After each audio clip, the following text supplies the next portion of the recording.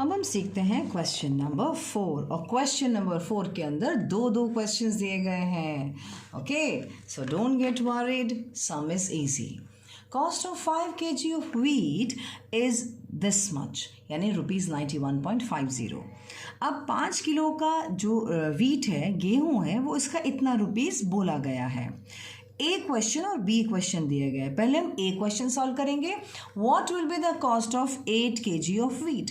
बहुत सिंपल है, दो चीजें दी गई है, एक तो व्हीट और एक रुपीस. तो चलिए हेडिंग हम स्टार्ट करते हैं व्हीट से. तो how are we going to start here. हम सबसे पहले स्टार्ट करेंगे,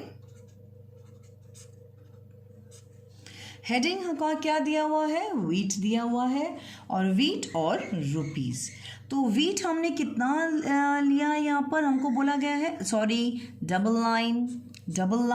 ओके, अब यहाँ पर उसने बोला है 5 kg व्हीट के लिए आप कितना रुपीस पे कर रहे हैं. आप पे कर रहे हैं 91.50. ओके, अब अगर 5 kg व्हीट के लिए आप इतना पे कर रहे हैं तो आप 8 kg व्हीट के लिए कितना पे करेंगे.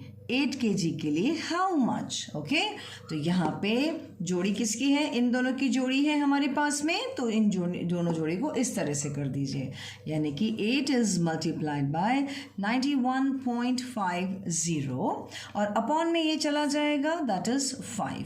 ओके, तो यहाँ पर जो नंबर है, अब ये कैंसिलेशन करने के लिए अगर ये पॉइंट हटाना है आपको, तो आप क्या करोगे, नीचे मल्टीप्लाइड बाय 100.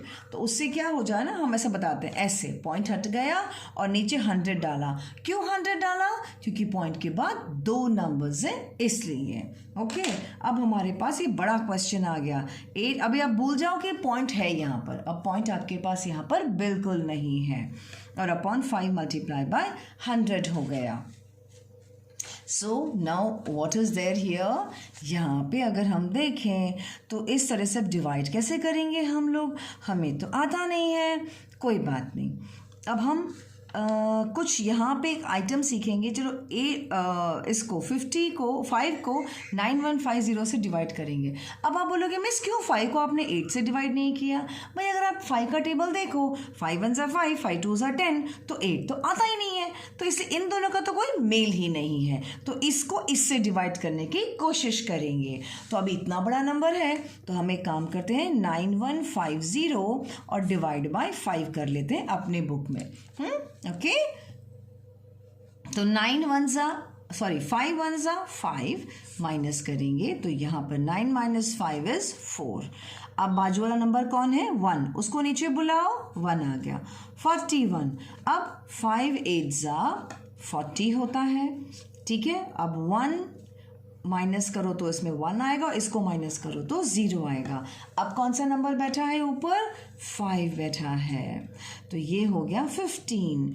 तो यहाँ पर 5 3 ज़ा 15 होता है. 0 हो गया माइनस होने के बाद. अब कौन सा नंबर बैठा है, 0. अब चलिए इसको बुला लीजिए. अब आपके क्या ये काम आया क्या, नो. तो आप यहाँ पर 0 डाल देंगे. तो आपको इसको जब आपने इसको डिवाइड किया, यानी 5 को आपने डिवाइड किया, 5 1 ज़ा 5 एंड 51830 आपका आंसर आया. ओके, तो ये तो आपका आंसर आ गया. अब मैं तो बोलूँगी भाई नीचे वाले 100 को छेड़ो ही नहीं. क्यों नहीं छेड़ो पता है, क्योंकि हमको बाद में पॉइंट लगाने में बहुत आसानी होती है, इसलिए इसको कट नहीं करो. वैसे तो ये और ये डिवाइड होता है, but don't do, because it will help you आगे. तो देखो मैं 100 का 100 1 ज़ा 100 होता है, मैं यहाँ पे ऐसे का ऐसे लिखती हूँ और इसको मल्टीप्लाई कर देती हूँ. ठीक है, तो चलिए मैं इसको मल्टीप्लाई कर देती हूँ. That is 1830 multiplied by 8. Okay, 8 zeros are 0, 8 threes are 24, 8 8s are 64, plus 2 65 66, 6 carry, 8 1s are 8, 8 plus 6 is 14, यानी आया 14640.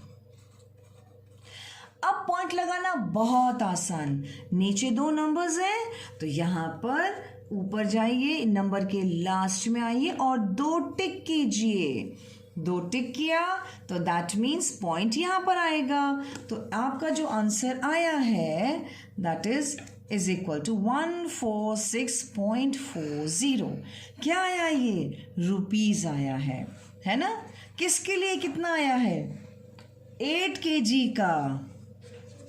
8 kg is equal to 146 rupees. So 8 kg का हमने कितना रुपीज पे किया? 146.40। लेकिन आपको उसको देयरफॉर में लिखना तो पड़ेगा ना। देयरफॉर में आपको इसने पूछा था what will be the cost of 8 kg wheat, तो आपको लिखना है cost of 8 kg wheat is equal to rupees 146.40। ठीक है, बात समझ में आ गई। ये किया था हमने ए। अब हम करेंगे यहाँ पर बी। ओके, यहाँ पर हम क्या करेंगे? बी वाला क्वेश्चन करेंगे। तो चलिए पढ़ते हैं बी वाला क्वेश्चन हमसे क्या पूछना चाहता है। What quantity of wheat can be purchased in 183 rupees? अगर हमने 183 रुपीज पे किया तो हमें कितना किलो व्हीट मिलेगा? Okay, let us start here. तो सबसे पहले 2 चीजें दी गई हैं। एक तो दिया गया है व्हीट और एक दिया गया है रुपीज।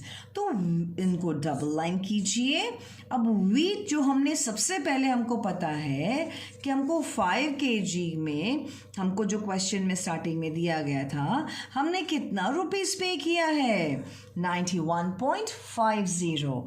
अब यहाँ पे अगर 5 kg में इतना रुपया पे किया गया है तो उसने पूछा है कि अगर हमने 183 रुपीज अगर हमने पे किया है तो हमको कितना व्हीट मिलेगा। इसीलिए हमने रुपीज के नीचे ही रुपीज लिखा। ये 183 हमने यहाँ नहीं लिखा। ठीक है, चलिए अब हम क्या करेंगे? क्रॉस मल्टीप्लाई, है ना? क्रॉस मल्टीप्लाई करना पड़ेगा। लेकिन क्या इन दोनों का होगा क्रॉस मल्टीप्लाई? नो, क्योंकि यहाँ पे तो कोई नंबर ही नहीं है। तो फिर यहाँ पे इन दोनों का नंबर्स क्रॉस मल्टीप्लाई होगा। तो यहाँ पे हो जाएगा 5 मल्टीप्लाई बाय 183 अपॉन, और ये लास्ट में क्या आ जाएगा? 9150। ओ, ये इतना बड़ा नंबर आया नीचे, इसका पॉइंट हटाएंगे तो यहाँ पे नीचे नंबर है तो पॉइंट हटेगा तो ऊपर 100 जाएगा। क्यों 100 आया? क्योंकि पॉइंट के बाद 2 नंबर्स हैं, इसलिए अब ये आपका पॉइंट हट गया है।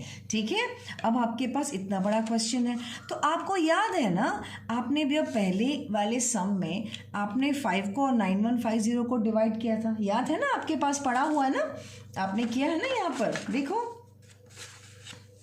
आपने 5 को 9150 को डिवाइड किया तो 1830 आया। तो वैसे ही आप यहाँ पर इसको डिवाइड ऐसे दिखा सकते हो, 5 1 जा और यहाँ पे 1830 आया। ये सुनो, समझ में आया कि नहीं आया? है ना? अब यह देखो, ये 0 और ये 0 को आप डिवाइड कर सकते हो। ये 0 कट गया, ये 0 कट गया।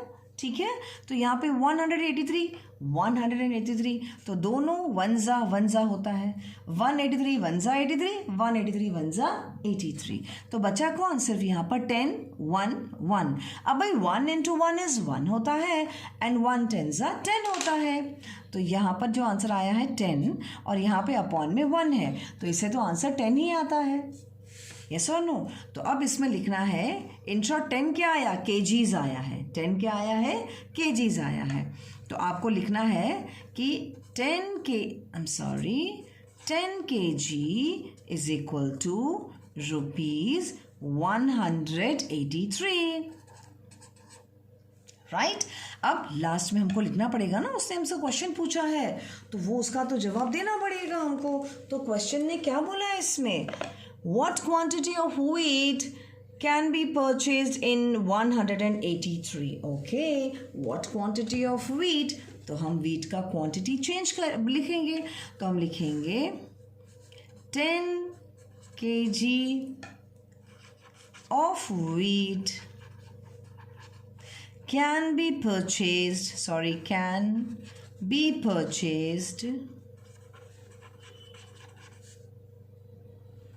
In rupees 183। बात समझ में आ गई? नहीं, मुझे कहीं तो गड़बड़ लग रहा है। सो got it. 10 kg of wheat can be purchase in rupees 183। तो देखो, इसी एक क्वेश्चन है जो क्वेश्चन नंबर 2 में ए में आपने ये सॉल्व किया है और बी में आपने ये सॉल्व किया, यानी एक ही क्वेश्चन में 2 क्वेश्चंस दिए गए थे। Okay, got it. आपको समझ में आया आपको कैसे सॉल्व करना है? ठीक है।